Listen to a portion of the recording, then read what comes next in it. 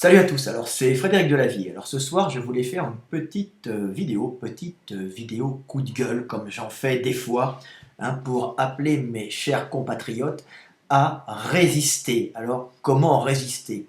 Comment résister à ce pouvoir qui n'est pas une véritable démocratie, ce ne sont pas des gens qui ont été élus réellement, puisqu'on a le choix entre X et Y, qui sont les mêmes et qui obéissent aux mêmes puissances, en général, mêmes puissances financières.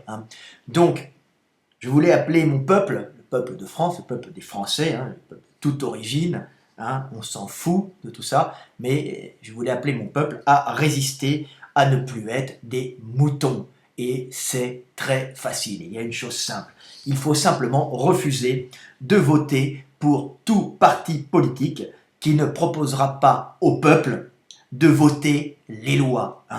Voilà, il ne faut pas laisser voter les lois par des sénateurs, des députés. Il faut que vous, le peuple, vous votiez les lois que le parti que vous aurez élu, il faudra voter les lois que le parti que vous aurez élu aura proposé, tout simplement. C'est la plus simple des choses et ça s'appelle la véritable démocratie. C'est une démocratie issue de l'esprit grec, même si la Grèce n'était pas un exemple réel de démocratie, car il y avait de l'esclavage, il y avait beaucoup de choses. Il y a eu l'idée de cette démocratie et l'idée était merveilleuse. Elle est née là-bas. Elle est née là-bas, mais elle avait déjà germé avant dans les peuples primitifs qui, évidemment, les petites structures avaient tout le temps une espèce de démocratie puisqu'on prenait, tout le monde se connaissait et on prenait comme chef la personne qu'on pensait la plus compétente, mais ça a évolué. Donc, si vous voulez être libre, refusez de voter pour un parti qui ne vous propose pas de voter ces lois et arrêtez de voter pour des partis qui, après, vont voter eux-mêmes leurs lois ou les faire voter par des sénateurs et des députés, ce qui est le plus risqué d'ailleurs. Ces gens sont d'abord trop payés, puisque ce sont des gens qui rentrent en politique qui touchent en moyenne 15 000 euros par mois en période de crise. C'est indécent, quand on voit qu'il y a des gens qui ont du mal à payer leur crédit pour leur petite maison ou pour nourrir leur famille, qui sont en découvert, donc à 15 000 euros par mois payés avec nos deniers, les deniers du contribuable bien sûr, c'est une honte, surtout que ces gens votent des lois, votent des lois, ce n'est pas vous qui votez des lois, les lois peuvent être décidées comme ça, donc, et ces lois et ces gens sont souvent corrompus, la plupart du temps.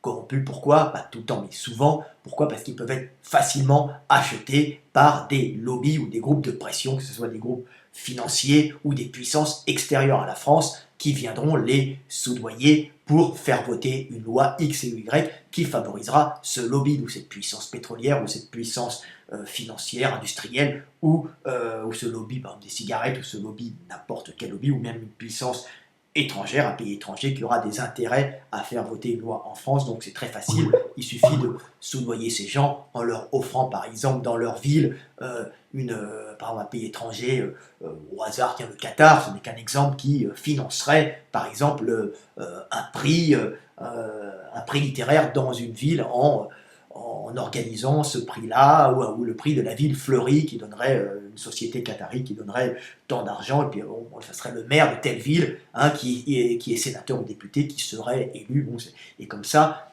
il voterait la loi. N'oubliez pas que par exemple la loi des...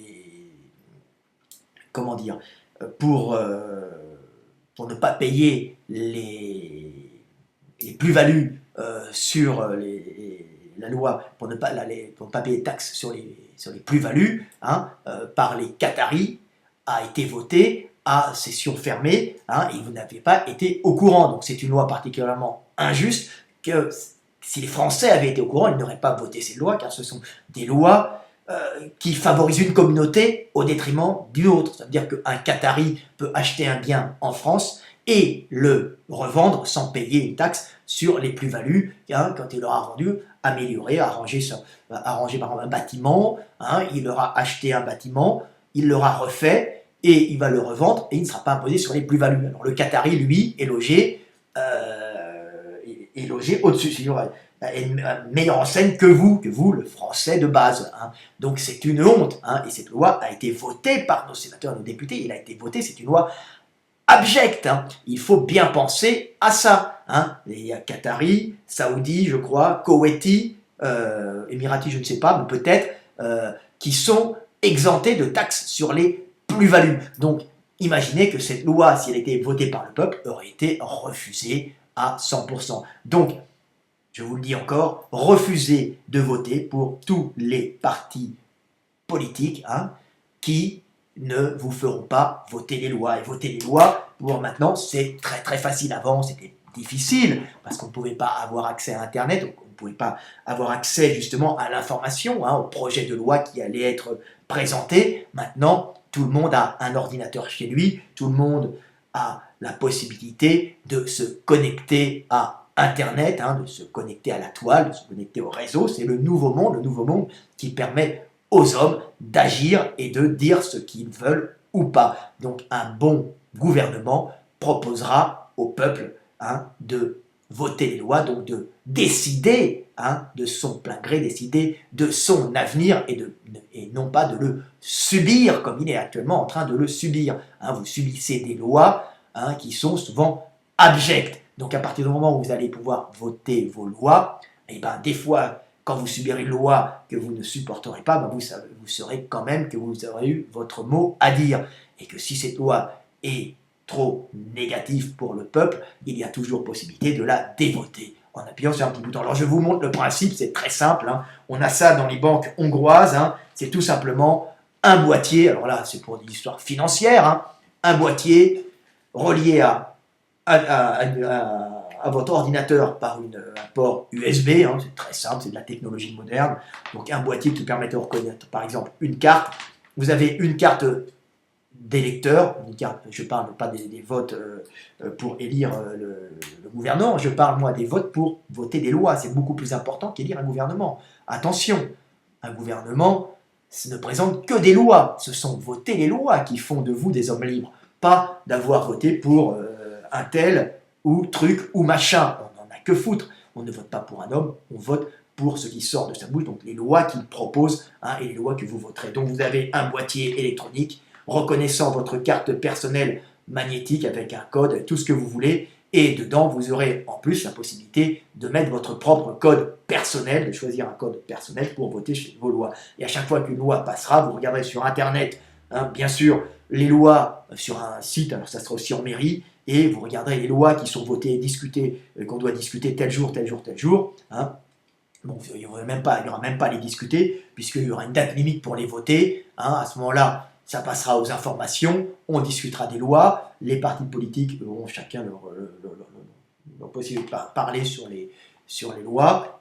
Bien sûr, il y aura un temps de parole, et vous aurez votre boîtier, vous mettrez votre petite carte dedans, vous rentrerez votre code, et à ce moment-là, vous irez sur le numéro de la loi, vous taperez loi 1027, oui, non, et ça sera non ou oui, selon que vous l'acceptiez ou vous la validiez. Voilà, et si vous n'êtes pas content, vous la dévaliderez après, quand elle sera en cours d'exécution. Bien sûr, cette loi sera votée à la proportionnelle, bien sûr, s'il n'y a que 2 votants, si les 2 disent oui, la loi passera, et s'il y en a 1 million qui disent oui, et 500 000 qui disent non, la loi passera. Bien sûr, ça sera à la proportionnelle, ça sera beaucoup plus facile. Donc le peuple deviendra un peuple qui gouvernera réellement son avenir, qui choisira son destin et qui ne laissera pas dans la main d'hommes politiques véreux. De toute façon, ce système sera excellent, car justement, on évitera aux gens d'être achetés en politique, on évitera aux politiques d'être achetés par des lobbies ou par des agents de puissance étrangères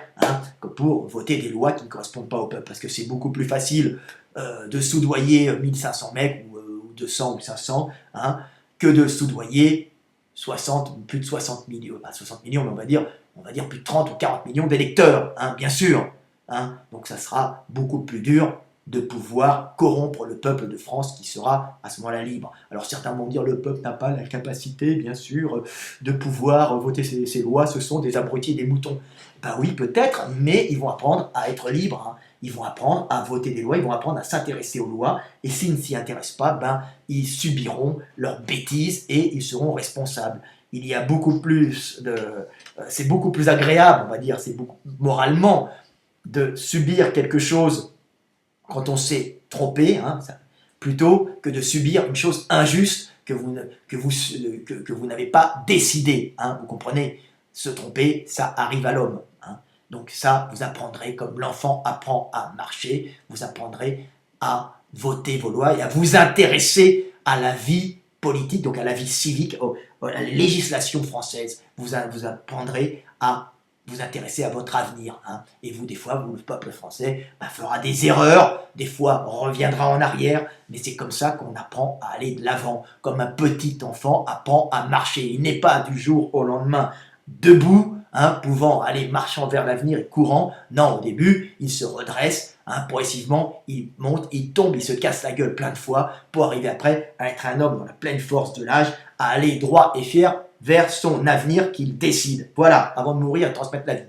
Donc, soyez des hommes libres, mes frères français. Hein, je vous en supplie, refusez d'être des esclaves. Je serais tellement heureux que nous puissions tous ensemble construire notre avenir et arrêter d'être des pauvres gens qui subissons bêtement ce que désire une oligarchie qui vit grassement sur notre dos, hein, car c'est une honte, hein, tous ces gens politiques qui sont payés une fortune. N'oubliez pas que nous avons beaucoup de personnes avons du mal à finir le mois, hein, avons du mal à pouvoir payer nos loyers, à payer les études de nos enfants, à donner un avenir décent à nos enfants. Nous avons du mal, nous perdons notre vie dans les transports en commun, pour travailler, pour payer notre crédit, pour payer des fois juste notre loyer, car nous n'avons pas la possibilité d'acheter vu le coût du logement.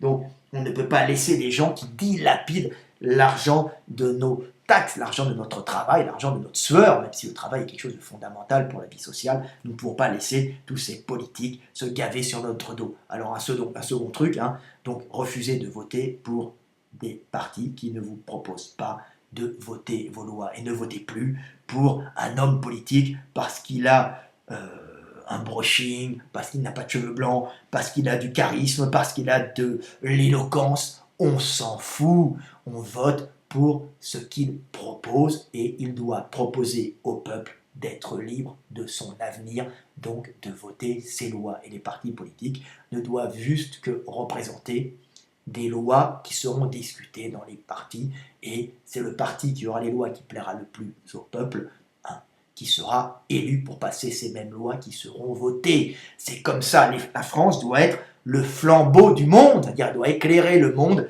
par la liberté qu'elle donne à son peuple. Comment on dit liberté, égalité, fraternité. Mes couilles, hein, vous avez un fion défoncé, large comme ça. Hein.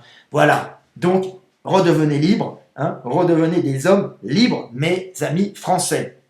Donc un autre truc, si un jour je suis élu, il y a des chances, hein, bien sûr, comme je peux ne pas être élu, hein, mais proposant des choses intelligentes, il y a de fortes chances que des gens, au moins des gens sensés ou des gens se rapprochant d'une idée sensée, me comprennent, et même si ce n'est pas moi qui suis élu, ça sera quelqu'un qui portera mon message, l'important n'étant pas la personne, hein, c'est pas Frédéric Delavier l'important, c'est ce que je véhicule par mon langage, par mon verbe, c'est ce qu'il y a de plus important, c'est ce que nous véhiculons, donc je véhicule la liberté, votez vos lois, mes amis humains, hein, c'est comme dans le film Stalingrad, où on voit le gars qui dit, hein, c'est le premier prend le fusil, hein, quand le premier tombe, le second le ramasse et monte au combat. Et bien le fusil, c'est notre verbe, c'est le fait de dire nous voulons être libres, nous voulons voter nos lois. Et là, moi, je suis celui qui prend le fusil, le premier, et qui vous le dit. Alors il y en a d'autres comme Chouard, hein, je ne suis pas tout seul, on commence à avoir pas mal d'intellectuels. Alors quand je dis intellectuels, c'est pas des premiers de la classe à lunettes, hein, et qui se gargarisent en citant truc ou un tel, ou en faisant des citations d'intello passés, ou de philosophes passés. Non, non, un intellectuel, c'est quelqu'un qui réfléchit librement et qui pense à son avenir en essayant de regarder les dogmes qui existent déjà, sachant que les dogmes sont souvent justes, parfois faux, et qu'il faut des fois en changer. Voilà. Alors un autre truc, si je suis un jour au pouvoir, mon pouvoir sera uniquement de redonner ce pouvoir au peuple, et je m'effacerai, bien sûr, puisque mon pouvoir sera de redonner la possibilité aux hommes de voter, hein, les lois qui leur permettront de construire leur avenir. Donc si vous m'élisez, je serai élu pour vous redonner à vous tous le pouvoir. On peut se foutre de ma gueule en disant t'es qui? Je dis je suis quand même le Français qui vend le plus de livres aux États-Unis, ce qui est déjà pas mal, et je fais briller la culture française dans le monde. Hein. Donc je ne suis rien, je ne suis que quelqu'un qui reçoit la culture et qui la retransmet. Donc voilà, un autre truc, si je suis au pouvoir, déjà, je dégagerai tous ces députés et sénateurs qui sont à 15 000 euros par mois, bien sûr, et je les remplacerai par des groupes de juristes. Bien sûr, je ferai voter tout ça par le peuple s'ils acceptent ou pas. Et ensuite, qu'est-ce que je ferai? Eh bien, je commencerai par plafonner le salaire des fonctionnaires à 4 000 euros par mois, ce qui est grandement suffisant, parce que 15 000 euros par mois pour un député, je trouve un sénateur, c'est une honte. Alors ils ont bien plus avec les chauffeurs, avec les logements, avec les aides, avec tous les gendarmes, ils coûtent une fortune à l'État, et c'est une honte. De plus, les retraites des fonctionnaires seront plafonnées à 4 000 euros par mois. Quand on voit M. Hollande, je crois, je viens de voir une vidéo sur YouTube qui passe, ça, l'avantage d'Internet, c'est qu'on a l'information qui circule, la bonne et la mauvaise, alors je pense qu'elle est juste, qui disait que le cumul des retraites de M. François Hollande, qui est notre président de la République, mais il est président pour un temps, car il ne durera pas plus de son mandat, vu sa médiocrité. Ce M. Hollande, qui peut-être essaye de faire de son mieux, ce que je doute bien sûr, est à 36 000 euros de retraite par mois. Et c'est 36 000 euros qui nous coûtent bien cher à nous Français, qui en général avons des problèmes pour finir le mois. Donc si cette vidéo dit juste il est à 36 000 euros, il est peut-être à 25 000, je ne sais pas. Vous me corrigerez sur ma chaîne YouTube, mais en tout cas, une retraite doit être indexée à 4 000 euros maximum sur le salaire, et en plus le temps où la personne ou le politique a travaillé pour l'État. Ça sera très très très bon. Donc 4 000 euros de retraite, ça sera à peu près le maximum que pourrait toucher un président de la République. Voilà, il faudra la même retraite, c'est ça. Donc comme ça, on ne rentrera plus en politique pour gagner de l'argent, on ne rentrera en politique par conviction pour essayer d'améliorer le pays dans lequel on est, pour essayer d'améliorer l'avenir des gens, l'avenir des générations futures. Nous avons tous été des petits-enfants, était émerveillé par le soleil, par nos yeux, nous voulons que ce monde continue et arrêtons de nous gaver sur ce monde, créons un monde magnifique pour que les petits-enfants qui viennent ensuite derrière nous vivent une vie heureuse et ensuite acceptent de travailler en tant qu'hommes pour que ce bonheur puisse continuer. Voilà, même si des fois la fin est dure, le début est merveilleux toujours. Donc, luttons pour un monde meilleur, et en plus, l'avantage d'avoir 4 000 euros de salaire plafonné pour les fonctionnaires permettra de revaloriser les fonctionnaires de base. Par exemple, l'enseignant dans une école, par exemple d'un quartier difficile, pourra être, comme tous les enseignants, auront un salaire plus important pour pouvoir justement mieux travailler et passer plus de temps auprès des gens qui en ont besoin, et pas mettre les bons profs à Henri IV. Henri IV, c'est un lycée du 5e, du 6e à Paris, je ne me souviens pas, où les meilleurs profs sont placés dans les quartiers plus riches, où les loyers sont plus élevés, où les hommes sont les plus riches. Donc c'est déjà une injustice française, donc il ne faut pas faire ça. Donc ça permettra par exemple d'avoir une revalorisation des salaires, revalorisation des salaires déjà des policiers de base peut-être, qui ont un travail difficile, des pompiers qui ont un travail difficile, on pourra leur donner des avantages en nature, style le logement, comme les casernes de gendarmerie, mais revalorisation des fonctionnaires de base et plafond des hauts fonctionnaires à 4 000 euros par mois. Et ça n'a rien à voir avec du communisme, on laisse la libre entreprise, on lève tout ça aux gens, il faudra baisser bien sûr les impôts. J'ai beaucoup d'autres cartes dans mon jeu, mais déjà ça sera pas mal. Donc on arrivera à voter nos lois. On peut se foutre de ma gueule, mais ce qui sort de ma bouche est entendu par vos oreilles. Et certaines oreilles ont derrière des cerveaux puissants qui vont réfléchir et qui vont transmettre ma parole qui n'est pas ma parole, qui est dans l'air. Je récupère simplement ce que beaucoup de gens désirent, par mes oreilles et par mon contact au monde. Donc voilà. Apprenez à être libre et refusez absolument de voter pour tout parti qui ne vous fera pas voter vos lois. Un peuple libre est un peuple qui décide de son avenir, donc qui décide des lois qu'il subira. et des lois qui réglementeront sa vie, hein, tout simplement. Donc voilà, c'était Fred Delavier, on arrive à 20 minutes pour vous sauver. À bientôt, c'était Fred Delavier, vous avez vu, j'ai mis ma tenue de combat, et je ne combats pas contre quelque chose, je combats pour un meilleur avenir, et pas contre truc ou un tel. Je combats pour vous. À bientôt, c'était Fred Delavier.